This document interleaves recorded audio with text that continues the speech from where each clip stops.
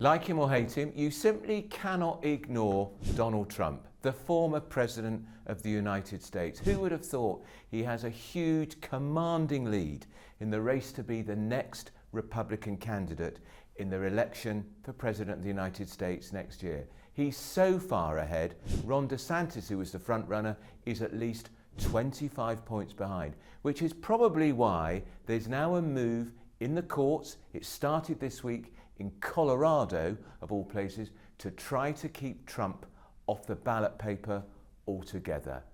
Outrageous. He's a former president of the United States. To try to keep him off the ballot paper by saying he's breached the rules of the Constitution of the United States because he engaged in insurrection and sedition when he urged his supporters to storm Capitol Hill after he says Joe Biden effectively bunged that election.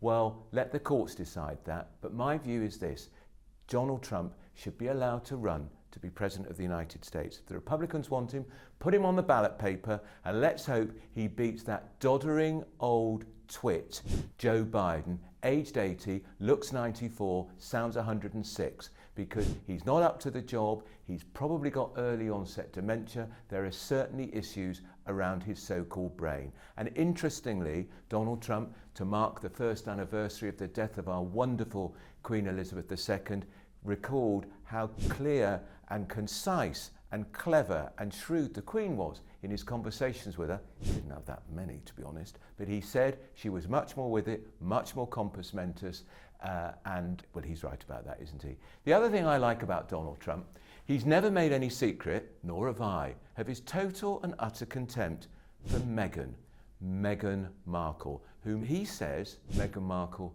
was disrespectful to the Queen.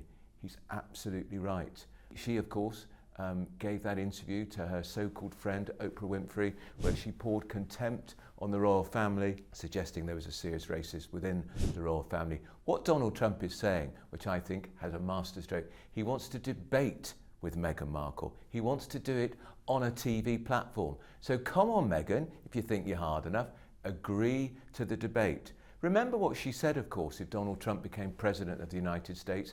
She said she would leave America and move to Canada. She didn't, of course. Canada breathed a huge sigh of relief. We don't know where she is at the moment. Frankly, that suits me just fine. But I think it's a great idea, Donald Trump, debate with Meghan Markle about why you think she was a bad advert for the royal family. And I hope he's allowed to be on that ballot paper, to be the Republican candidate next year. I'm not saying I'd vote for him, but I would if he was on the ballot paper against Joe Biden, because Joe Biden's no supporter of Great Britain. So good luck to Donald Trump in fighting off this court battle in Colorado. It would be a disgraceful way to treat a former President of the United States. Whether you like him or hate him, as I said at the beginning, you can't ignore him. But I want to know what you think. Do you disagree with me? Do you agree with me? Should Trump be on that ballot paper? Why shouldn't he be? Former President of the United States? Let him run again. Tell me what you think in the comments below. I want your reaction.